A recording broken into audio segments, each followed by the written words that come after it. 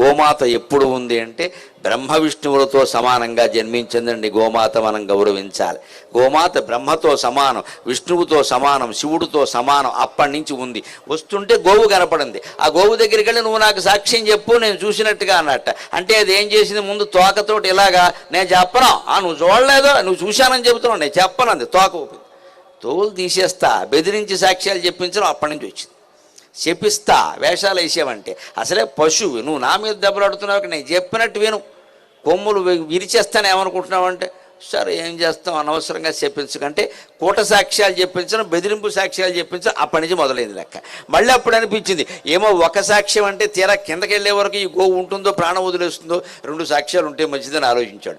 దారిలో మొగలి పొద కనపడింది, మొగలి పువ్వుల పొద. ఆ మొగలి పొద దగ్గరికి వెళ్ళి, మొగలి పొద నువ్వు కూడా సాక్ష్యం చెప్పమంటే నేను చెప్పనంది. నిన్ను శివుడిని ఎత్తి మీద పెట్టానని చెప్పమన్నాడు. నువ్వు పెట్టలేదు, నేను చెప్పనంది. మళ్ళీ ఇలాగే